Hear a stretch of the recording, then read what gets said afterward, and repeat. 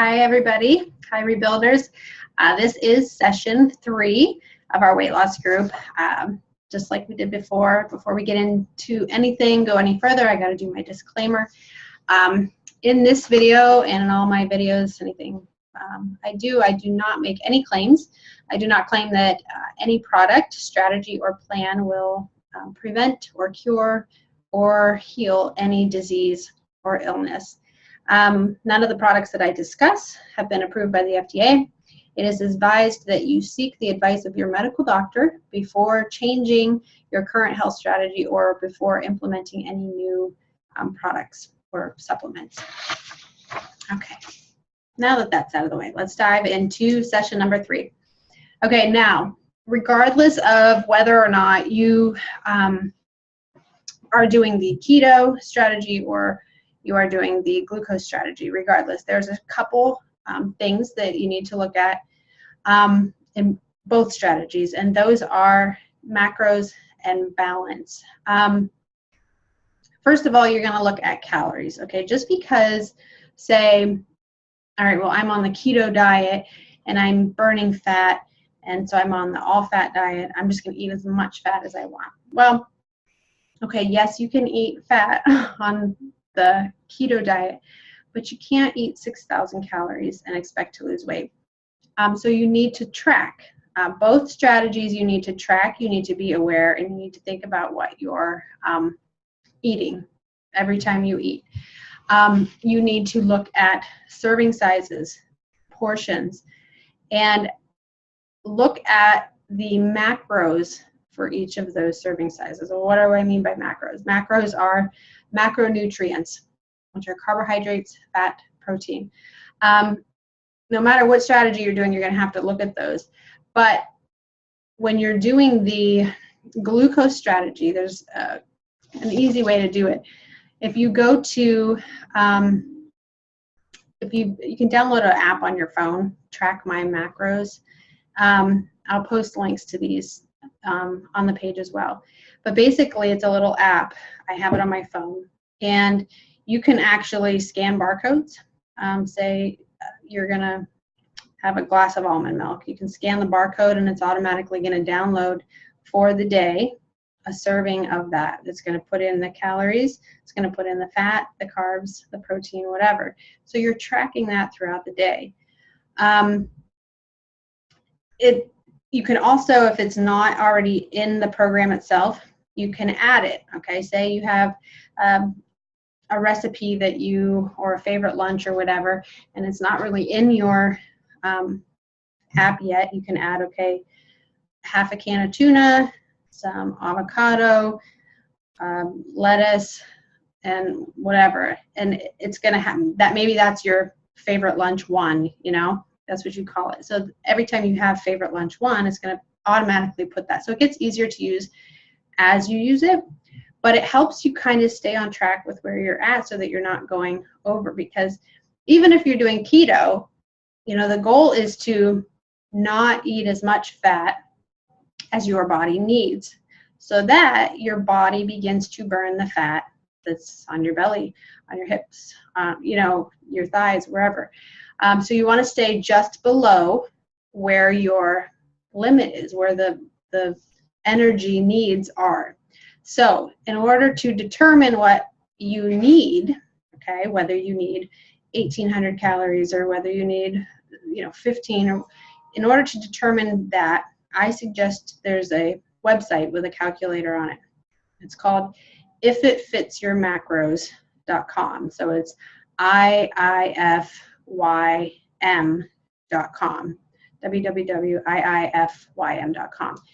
If you go to that website, you can put in your age, male, female, your lifestyle, whether you're very active or not active, your current weight, and your goals. You want to lose 20%, you want to lose 10%, you want to maintain your body weight, whatever.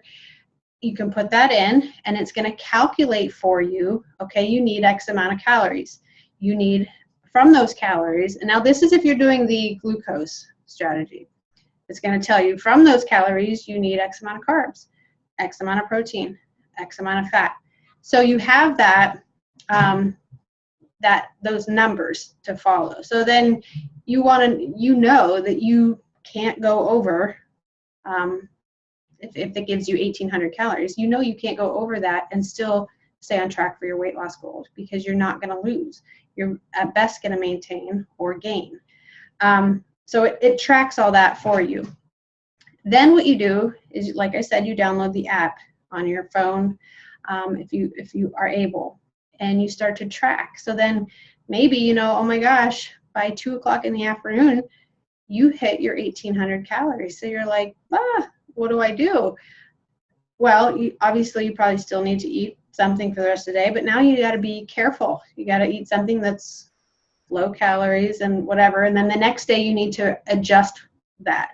So now you can't eat as big of a lunch, or maybe you need to cut out that snack in between or something, so that you have macros still left for the day. Now, again, that's for the glucose strategy, because it's going to tell you carbs, and it won't give you a keto readout. It's not going to give you a keto diet, because it's going to work carbs into there. But it will tell you calories. So from a keto standpoint, you know, it's good to know that you need to stay within X amount of calories.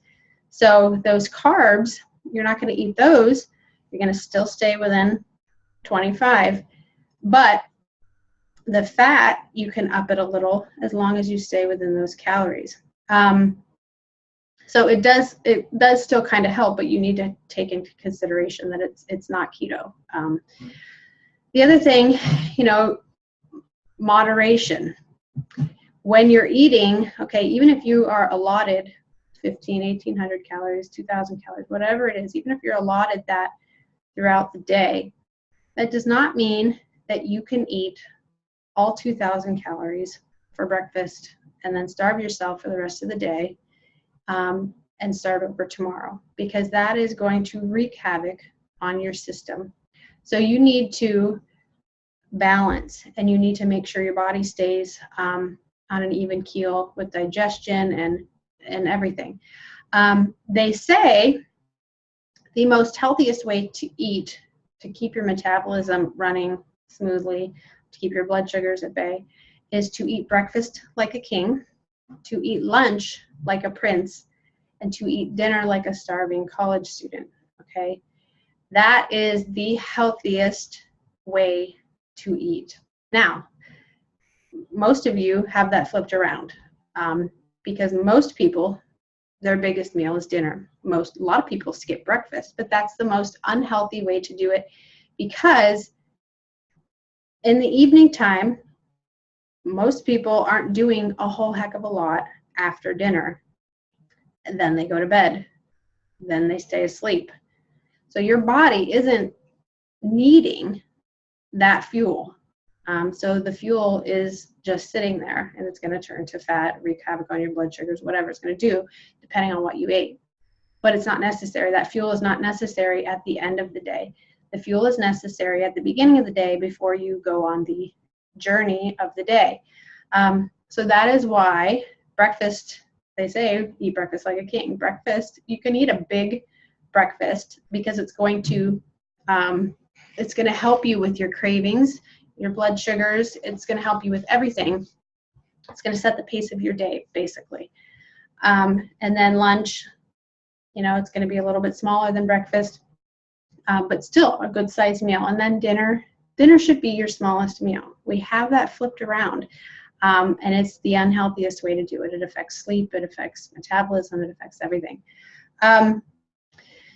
The other thing, regardless of what strategy you are doing, I am going to suggest that you stay away from sugar. If you're doing the glucose strategy, at least limit it. Now, and I don't mean fruit. If you're doing the glucose strategy, you know, plain fruit, raw fruit is fine. Processed fruit in those little cups with corn syrup, that is not fine. Even if it says low sugar, those artificial low sugar, no sugar sweeteners, stay away from them. Stay far away from them, run from them, okay? I'm going to talk a whole heck of a lot more about them in later videos. when we get into gut health. But if you're using Splenda, NutraSweet, Sweet and Low, those type of things, get rid of them. It is doing you a great disservice in your weight loss journey. Like I said, I will get more into it later, but take my word for it right now. If you need something, a sweetener, the thing that I do suggest, the only thing I use is stevia, liquid stevia preferably. They do make some kinds that are powder that do not have any extra fillers in them, and those are okay. I can post some more information about that. But stevia it's the only way to go as far as sugar. From this standpoint, well, in a health standpoint, that's a very firm belief of mine. The other thing, that you want to take into consideration is, okay, it's summer. So a lot of us have graduation parties, we have family reunions, we have all these things that are coming up, and here we are trying to do this, revamping our health and go on this diet, and you're stressing. I know you're stressing. It's hard, okay? So some days you're going to have to cheat. For those of you who are doing the glucose strategy, you're cheating. Say you have a graduation party coming up, okay? You're on the glucose strategy. You're still able to eat complex carbs and fruit and this and that. What I suggest is, before you go to this grad party, no matter what strategy you're on, eat before you go. That will help. 2, while you're there, drink water. Drink a lot of water if you can, because it's going to fill you up, and it's going to help curb your cravings, and it's going to make it a lot easier for you. The other thing, if you're doing the glucose strategy, one thing that I carry with me is Plexus Block. This is an empty bottle because my mail has not come yet. But Plexus Block, if you carry it with you, what it does is it prevents the absorption of carbohydrates by 50%, 48%. So basically, if you're eating, you're eating half of the carbs. Really, you're digesting half of the carbs that you ate, actually. So, if you have something that had 30 carbs in it, taking Block right when you eat it, you're only gonna have half of that, 15, 16 carbs. So it's huge when it comes to keeping your blood sugar at bay and keeping your weight under control, because then, normally when you have a bunch of carbs, guess what happens after a bunch of carbs? A bunch of sugar. It starts a cycle. It's that first domino of cravings after cravings after cravings. Then what do you want to eat after that? You want to eat more carbs, right? You want to eat more sugar. So it sets you into this motion that you don't want to be in. So that helps to carry that with you. For those of you who are doing keto, again, eat before you go. Drink water while you're there. And if you have to eat something, you're there for a long time, try and do the burger with no bun. I mean, even the hot dogs usually, I hate hot dogs. I hate them. One, because they're just nasty and they have so much other stuff in them. But they also sometimes have sugar, and it's hard to know what kind somebody bought. Usually burgers are okay on keto. If they have a veggie tray, hit the veggie tray. Just do the best you can, or maybe carry something with you in your purse or your pocket, that you can snack on until you get through. Try and plan. Plan accordingly. I guess that's my point, because you're going to have these things that come up, but you're going to have to roll with the punches. And if you cheat or if you fail, get right back into it. Okay, as soon as you can. It's okay. It happens. Get right back into it the next day. Also, taking a slim, before you eat. Maybe they have bottled water at the graduation party, and you carry a slim packet with you, put it in your bottle of water. right before you know you're going to 30 minutes or whatever before you're going to eat. That's going to help keep whatever you eat, take it with a block. That's going to help keep your blood sugar balanced and not, you know, ruin the hard work that you've done. The other thing to keep in mind too, is if you're keto, it's important to know whether or not you're in ketosis. And so you don't want to be going, eating fat and be doing something wrong and thinking you're in ketosis, thinking you're burning fat when you're actually not. So it's important. I highly suggest that you get ketones test strips. Okay, this is just a brand that I have used, but they have a bunch of different kinds of brands. I think I got these on Amazon. I can't remember how much they were. They're not that expensive though. But basically, they're pee strips. Okay, when you make ketones, you can test for them in your urine. They will show up. So basically, if you are in ketosis, you're going to show on your test strip. If you're only a little bit in ketosis, you're going to be here in this pink. Okay, the more you get, you're going to get darker. You want to be in here because this means, you know, if your urine detects this, that means you're burning fat and you're good. Okay, you're in a good state. If you're on this diet, this keto diet, and you're not, and you're out in here, then we need to talk and we need to figure out where you're going wrong. Are you eating a vegetable that has way too many carbs and you're assuming that it doesn't have any carbs? Or maybe you're eating too much protein. See, if you eat too much protein, your body does have the ability to use that as glucose. It can break it down in a way that uses it for glucose. So too much protein sometimes can kick you out of ketosis. So what you want to do is you want to follow yourself. You want to track yourself and really make sure that you are where you need to be. So these are very helpful things to take into consideration. I am going to post a whole bunch of information on each of these things. I'm going to post plans too, and I'm going to post ideas of snacks and things that you can keep. Please, again, if you have any questions, if you have any comments, or I don't like this, but I do like this, could I substitute? You know, reach out to me, ask. If anybody has something, you know, maybe you read on one of the recipes and you changed it and you used this instead of that and it turned out really well, share it with us, you know, because maybe somebody else would like to tweak it that way as well.